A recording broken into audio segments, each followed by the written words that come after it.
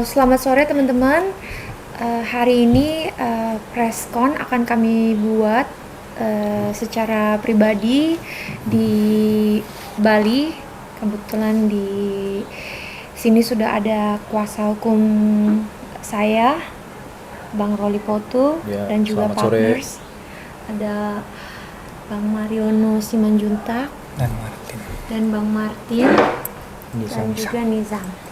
Dan saya didampingi oleh suami saya, Vincent. Dan kami akan menjawab pertanyaan-pertanyaan yang sudah diberikan kepada kami dari teman-teman wartawan. Seputar pemanggilan atau pemeriksaan Jedar hari ini di Polda Bali. Ya, jadi izin saya menjawab ya. Jadi terkait dengan pemanggilan yang dilakukan oleh penyidik di Ditreskrimum Polda Bali pada hari ini berkaitan dengan kami memberikan keterangan mengenai objek mobil Toyota Alphard B73DAR.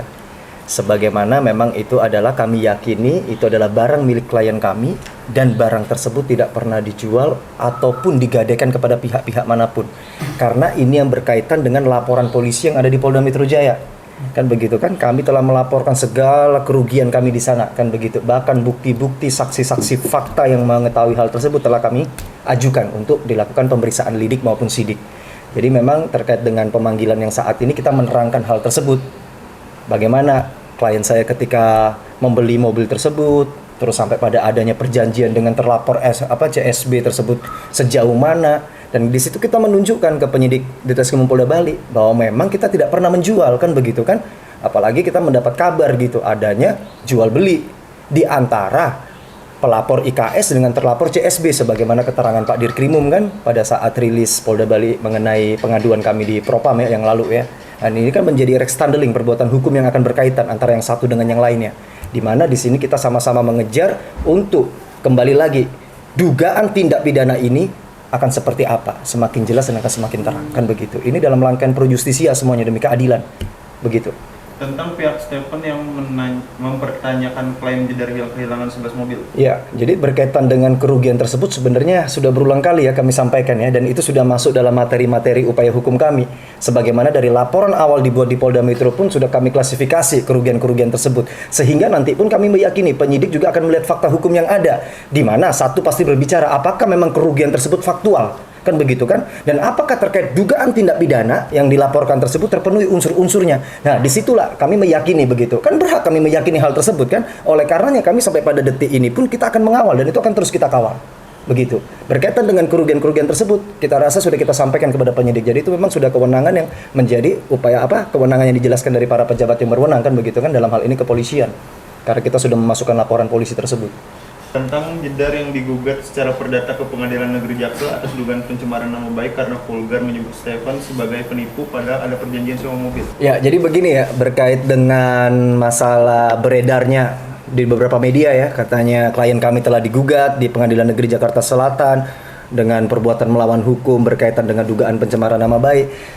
Jadi begini, itu sah-sah saja orang mau melakukan gugatan di pengadilan. Memang dalam keperdataan tersebut ya kan, dalam gugatan keperdataan beda dengan laporan kepolisian. Di dalam laporan kepolisian sebagaimana pernah saya jelaskan kan, dalam Perkap 6 tahun 2019 dilakukan kajian awal dulu oleh penyidik. Tetapi dalam keperdataan ini kan beda. Orang berhak untuk mengajukan surat gugatan tersebut. Tetapi yang menjadi nilai titik pembuktiannya ketika hukum acara keperdataan tersebut akan berlangsung.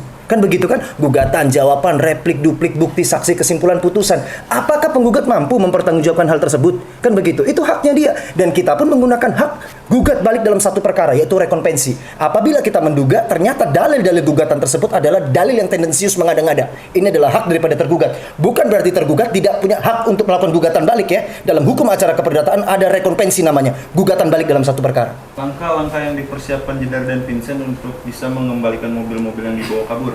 Nah, Iya. kalau masalah langkah-langkah apa yang kita buat ya kita terus terang jujur aja, kita ikutin jalur hukum yang berlaku di Indonesia kan gitu. Jadi untuk step-stepnya maka itu ada Bang Roli dan teman-teman yang membantu kita dan arahkan kita. Jadi kita juga nggak mau melanggar, kita juga nggak mau menjadi inspektor sendiri. Kita ikutin aja prosedurnya kayak gimana. Jadi ya gimana caranya ya sabar dan ikutin aja prosedur. Yang pasti terus berdoa, semoga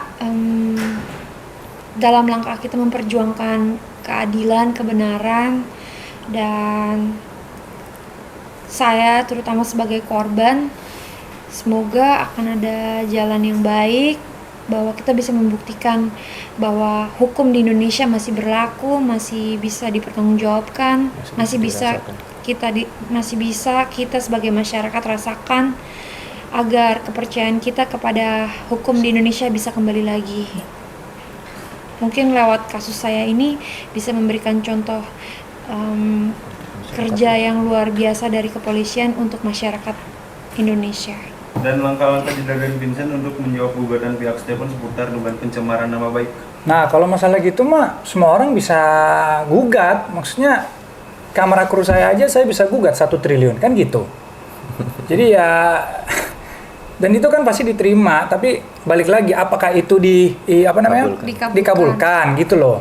Iya, jadi begini ya sebenarnya berkaitan dengan gugatan keperdataan tuh yang paling utama ya, sepengetahuan hemat saya nih, itu harus ada kausal verban, sebab dan akibat yang memang terjadi secara langsung. Apalagi di situ kan kita sudah cek di media mengatakan kuasa hukum daripada terlapor CSB ya, dalam hal ini dia mengajukan gugatan sebagaimana apabila memang benar, karena kita belum menerima relas panggilan nih. Apabila memang benar kan begitu kan, dia sebagai penggugat dia bisa membuktikan dalil-dalil gugatannya tersebut. Kan begitu. Itu yang akan menjadi nanti materi yang akan kita buktikan juga di dalam pengadilan. Dan di situ kembali berkaitan dengan yang saya terangkan, kita akan melakukan rekonvensi gugatan balik dalam satu perkara apabila kausal verban sebab akibat tadi tidak bisa dibuktikan. Kan begitu. Perihal lawyer Stefan speak up juga merasa tidak bersalah, gimana tanggapannya Kak? Kan dia kan berhak untuk ngelakuin itu, menanggapinya, dan dia juga berhak untuk melawan. Jadi ya Tapi kan itu akan dibuktikan. so be it. Balik lagi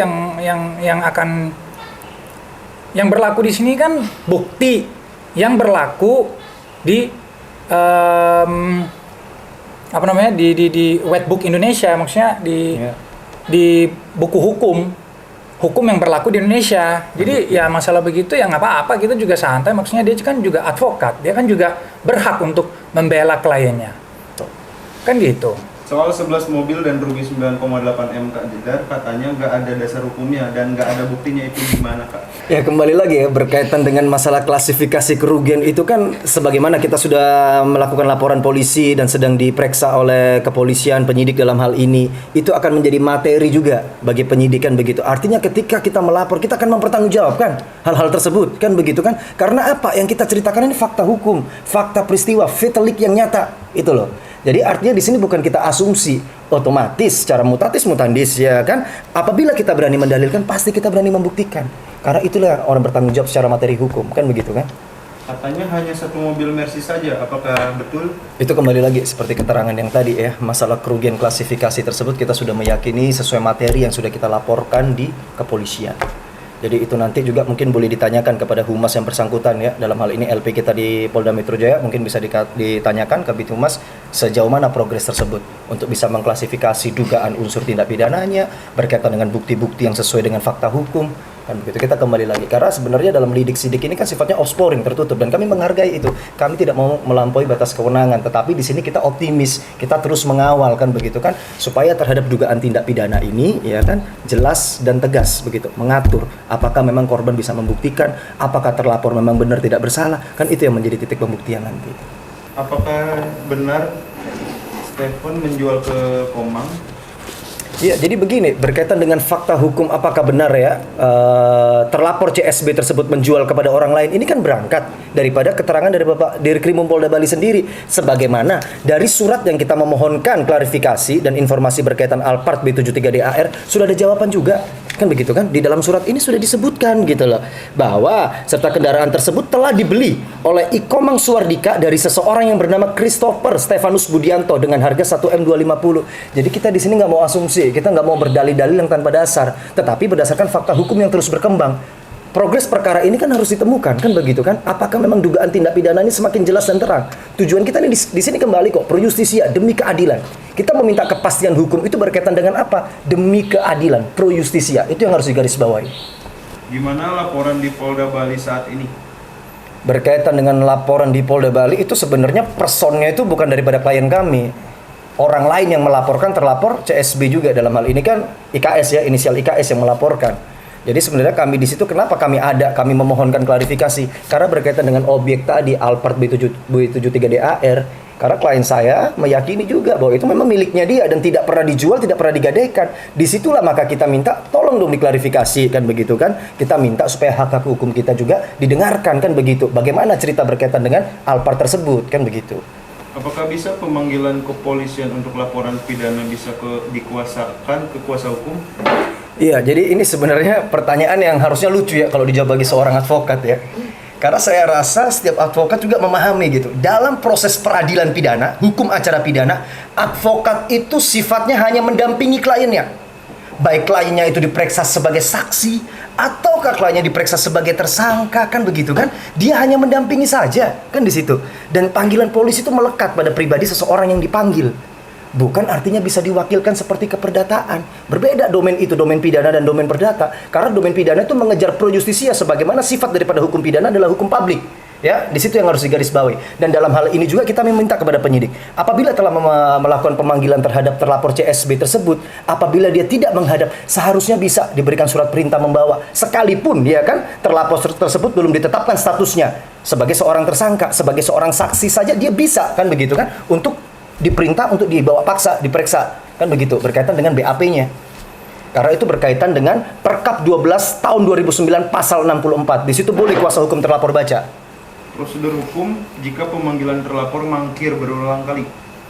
Ya kembali yang saya jelaskan tadi, dalam Perkap 12 tahun 2009 pasal 64 itu sudah jelas ya kan, penyidik yang telah melakukan panggilan berturut-turut kepada seorang saksi atau tersangka bisa diterbitkan surat perintah membawa. Karena tiada seorang pun yang bisa menghindar daripada panggilan pejabat yang berwenang. Ini karena kembali lagi demi tegaknya hukum pidana yang sifatnya publik, pro justisia, demi keadilan. Kan begitu kan? Karena nanti ini berkaitan, semua rekstandeling ini akan berkaitan dengan sampai pada apa? Putusan pengadilan. Kan begitu kan? Ini rangkaian yang tidak bisa dilepaskan. Oleh karena dalam sistem hukum acara pidana pasti ada tahapan-tahapan kepolisian, kejaksaan, baru pengadilan. Sehingga setiap institusi tersebut pasti memiliki peraturan, reglemen yang berbeda-beda. Kan begitu. Nah itu.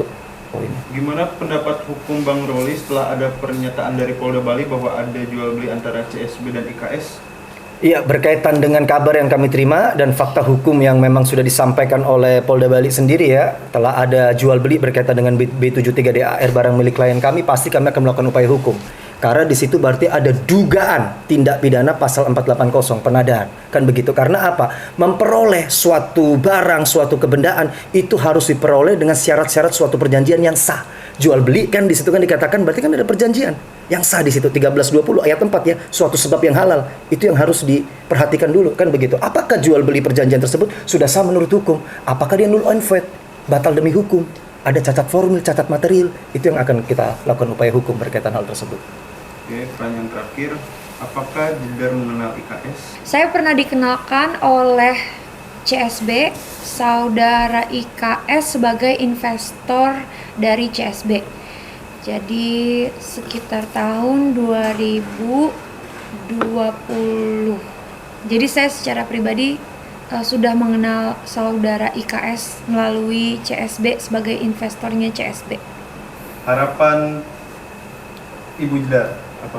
Ya, jadi harapan saya sebagai pemilik sah mobil Toyota Alphard B73DAR pastinya berharap supaya mobil tersebut bisa kembali ke tangan saya. Apalagi saya tidak pernah menjual ataupun menggadaikan mobil saya tersebut. Dan saya berharap kepolisian Indonesia bisa membantu saya untuk mendapatkan hak-hak milik saya kembali ke saya lagi. Jadi buat hari ini kita mau closing dulu guys. Terima kasih semuanya buat pertanyaannya. Semoga musibah ini bisa cepat selesai dan God bless you all.